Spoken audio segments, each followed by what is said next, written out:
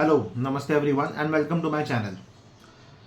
आज का ये वीडियो एक बहुत ही रीसेंट डेवलपमेंट पे है और वो डेवलपमेंट है इंडिया एंड यूएस की ट्रेड डील जो अभी रिसेंटली क्लोज की गई एंड बहुत ही इसको सक्सेसफुली क्लोज किया गया है, ऐसा दिखाया बताया जा रहा है मीडिया में। एंड वो भी सिर्फ इस फैक्ट की वजह से कि टैरिफ जो पहले यूएसए ने 50% इम्पोज करा था वो अब घटकर 18% हो गया है और इस रिडक्शन को एक बहुत ही बड़ी विक्ट्री की तरह पोर्ट्रे करा जा रहा है, दिखाया जा रहा है चारों तरफ से मीडिया में। तो इस विक्ट्री को ठीक ढंग से देखने की कोशिश करेंगे और इस विक्ट्री के कॉरस्पॉन्डिंगली हमने एट व्हाट कॉस्ट ये विक्ट्री पाई है इसका एनालिसिस करेंगे एंड एट द एंड ये समझ में आएगा कि ये चीज़ कितनी फेवरेबल है हमारे लिए या कितनी फेवरेबल नहीं है, और अगर ये किया गया तो वो क्या मजबूरियां हो सकती हैं जो ऐसी डील एक्सेप्ट की गई।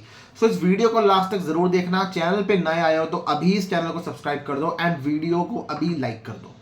सो इस डील का सबसे बड़ा टॉकिंग पॉइंट या सबसे बड़ा जो एक फोकस पॉइंट है वो ये है कि हमने इंडिया मेड गुड्स पे जो टैरिफ पहले 50% था अब वो 18% पे हम लेके आ गए और डील हमने क्लोज कर दी।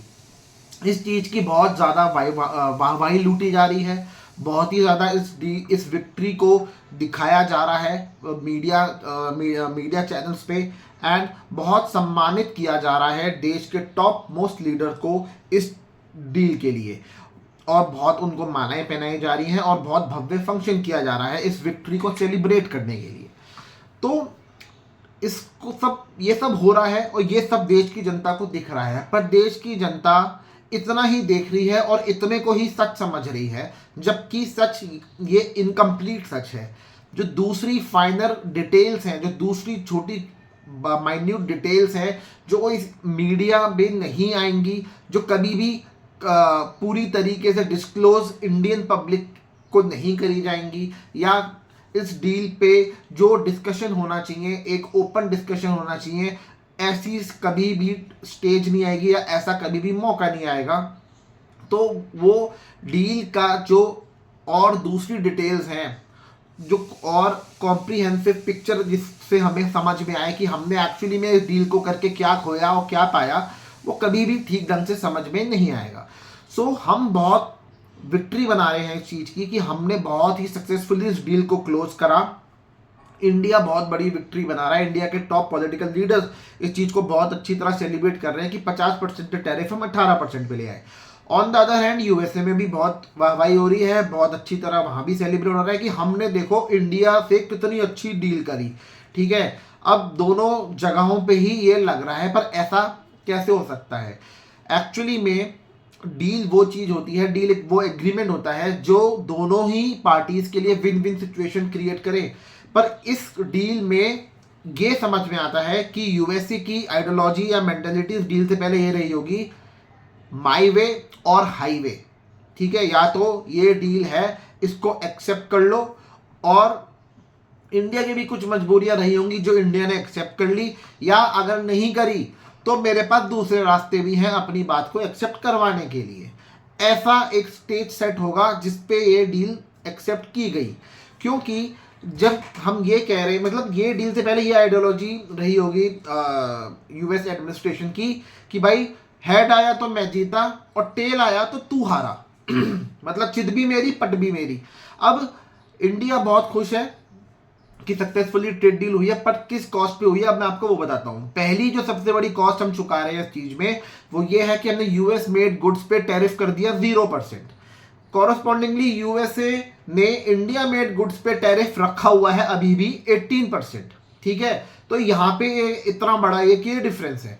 दूसरा, इंडिया ने एक मिनिमम वैल्यू कमिट करी है जो इंपोर्ट वैल्यू होगी यूएस मेड गुड्स की, वो होगी $500 बिलियन की, जबकि इसके कॉरस्पॉन्डिंग यूएसए ने ऐसी कोई भी मिनिमम वैल्यू कमिट नहीं करी है। ठीक है, थर्ड और ये सबसे ज़्यादा मतलब मैं कहूँगा बिगेस्ट कॉस्ट है जो इंडिया एज अ कंट्री चुका रही है, क्योंकि इंडिया ने इस डील को क्लोज करने पे अपना जो इतने डेकेड से एक सेक्टर जो प्रोटेक्टेड था, इतने डेकेड से इतनी गवर्नमेंट आई इतनी गवर्नमेंट गई, पर फिर भी उस सेक्टर को हमेशा एक्सक्लूड करके रखा गया ताकि उसको प्रोटेक्टेड रखा जाए किसी भी इंपोर्ट से, किसी भी फॉरेन इन्वेस्टमेंट से।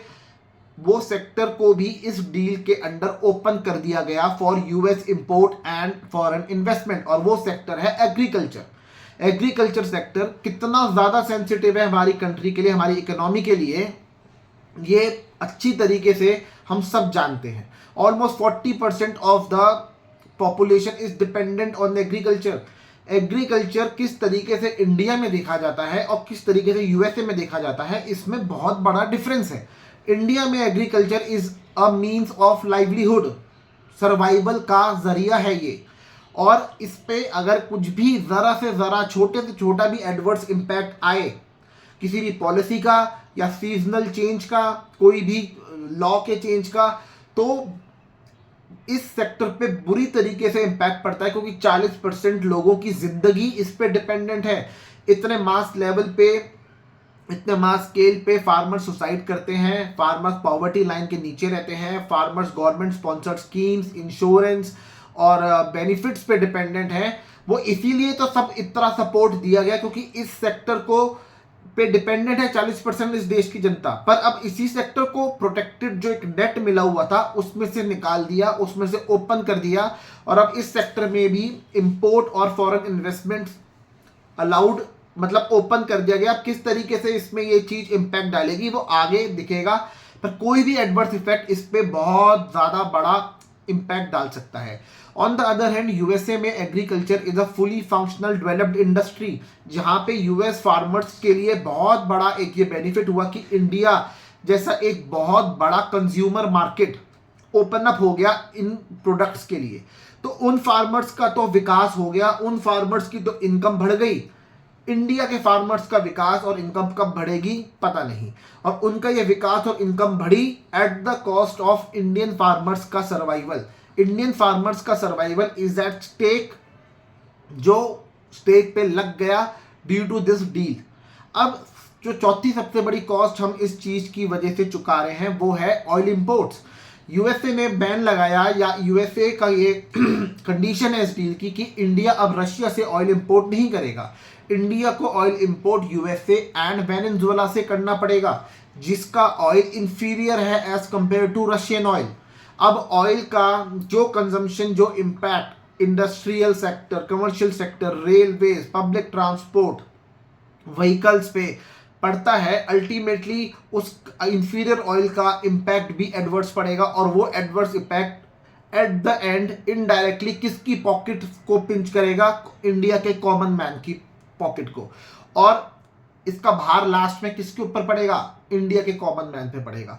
उसी तरह जब हम यूएसए के सारे गुड्स पे टैरिफ जीरो कर देंगे, एक मिनिमम वैल्यू $500 बिलियन की हम कमिट कर देंगे कि इतनी वैल्यू का गुड्स तो आएगा ही आएगा, तो जिस स्केल पे यूएस मेड गुड्स इंडिया में अवेलेबल होंगे, इंडिया में बिकेंगे, और उनकी कॉस्ट भी उतनी ज्यादा नहीं होगी, कॉम्पिटिटिव कॉस्ट होगी, क्योंकि टैरिफ भी जीरो लग रहा है। तो अब आप खुद सोचें क्या इंपैक्ट पड़ेगा उससे इंडियन मैन्युफैक्चरर्स पे, इंडियन इंडस्ट्रीज पे, इंडियन फैक्ट्रीज पे, इंडियन एसएमईज पे। मैन्युफैक्चरिंग सेक्टर कितना बड़ा सेक्टर है जो कॉन्स्टिट्यूट करता है जीडीपी में अपने कंट्रीब्यूशन को। सेकेंडली एग्रीकल्चर सेक्टर कितना बड़ा कंट्रीब्यूशन करता है जीडीपी में। इन दोनों ही सेक्टर्स पे हमने रिस्क ले लिया इतना बड़ा कि ये रिस्क इंडिया के फाइनली इंडिया के जीडीपी पे क्या असर डालेगा, एंड अल्टीमेटली ये इंडिया की पॉपुलेशन पे क्या असर डालेगा। फाइनेंशियली असर डालेगा, नॉन फाइनेंशियली थ्रू हेल्थ असर डालेगा, और इस सब असर का जो लास्ट में भुगतान करेगा वो कौन करेगा? देश की जनता, जो आज चारों तरफ से बस मीडिया पे ये देख रही है कि टैरिफ 18% कर दिया, टैरिफ 18% कर दिया, बहुत वाहवाही हो गई, बहुत हम विश्व गुरु बन गए, बहुत हमारा डंका बज गया डंका। पर एक्चुअली में डंका लास्ट में उसका बजेगा जिसकी हेल्थ खराब होगी, जिसकी पॉकेट से एक्स्ट्रा पैसे निकलेंगे, और उन फार्मर्स का बजेगा जिनका सेक्टर अब ओपन अप हो गया है इन्वेस्टमेंट्स एंड इंपोर्ट्स के लिए। उसके बाद अब तक क्या होता था? ट्रेड डेफिसिट होता था, उसमें इंडिया फेवरेबल पोजीशन में थी यूएसए के साथ। मतलब ट्रंप से पहले इंडिया का एक्सपोर्ट जो यूएसए में होता था दैट इज 130 बिलियन डॉलर्स तक का होता था, एंड इंपोर्ट कॉरस्पॉन्डिंगली होता था अराउंड 85 बिलियन डॉलर्स का। तो लगभग 50 बिलियन डॉलर्स का ट्रेड डेफिसिट पॉजिटिव हुआ करता था, मतलब ट्रेड सरप्लस हुआ करता था। पर जब आप यूएसए के सारे बने हुए गुड्स पे टैरिफ जीरो कर दोगे, यूएसए के सारे गुड्स के लिए एक मिनिमम वैल्यू कमिट कर दोगे कि 500 बिलियन डॉलर का हम इंपोर्ट इंडिया में लेंगे, तो उसकी किस स्केल पे अवेलेबिलिटी बढ़ेगी, किस रेट पे वो प्रोडक्ट्स अवेलेबल होंगे, और उससे आपका अब ये ट्रेड डेफिसिट बढ़ेगा या वो रहेगा या माइनस में जाएगा। क्योंकि यूएसए ने ऑन द अदर हैंड तो आप पे 18% टैरिफ लगा रखा है। आपके गुड्स यूएसए में उतने सस्ते नहीं होंगे जितना यूएसए के गुड्स पहले के हिसाब से अब इंडिया में सस्ते हो जाएंगे, क्योंकि अवेलेबिलिटी भी बढ़ेगी, सस्ते भी होंगे।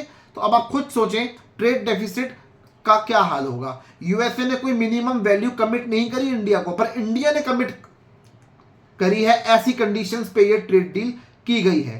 सो अब ये किस वजह से ऐसी डील पे एक्सेप्टेंस दी गई, ये डील एक्चुअली में कितनी ज़्यादा कॉम्प्रोमाइज्ड टर्म्स एंड कंडीशंस पे है, क्या मजबूरियां हैं जिस वजह से ऐसी डील मिली इंडिया, मतलब इंडिया ने एक्सेप्ट करी।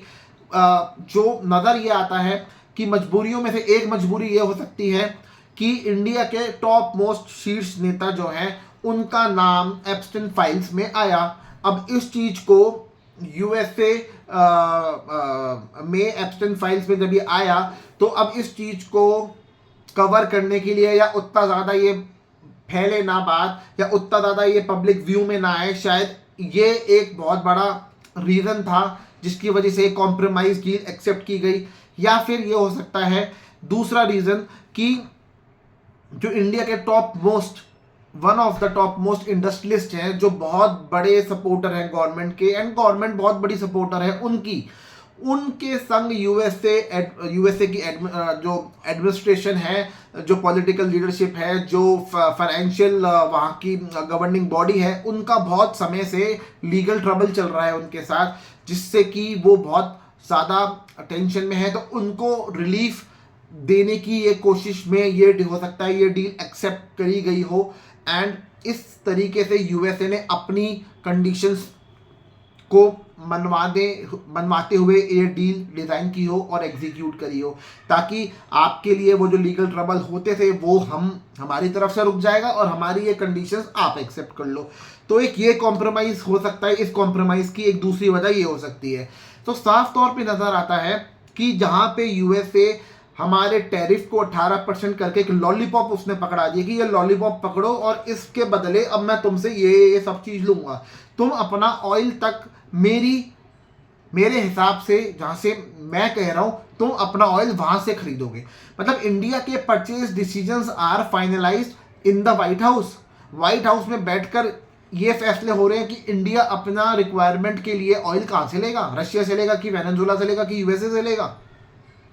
इंडिया ने फ्लैट टैरिफ जीरो कर दिया यूएस मेड गुड्स पे, पर यूएसए ने इस टैरिफ को अलग अलग कैटेगरीज में रखा। कुछ कैटेगरीज के गुड्स पे 18% है, कुछ कैटेगरी ऑफ गुड्स पे 25% भी है। सो 25% है, ये चीज़ उतनी ज़्यादा पब्लिक व्यू में या मीडिया में नहीं आ रही जितना 18% का डंका बजाया जा रहा है।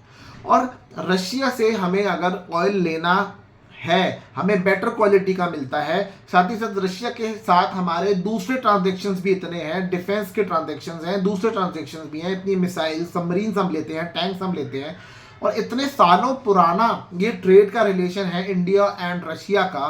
तो इस सब चीज़ों को कंप्लीटली इग्नोर करके हम अब स्ट्रेट अवे लेना बंद कर दें।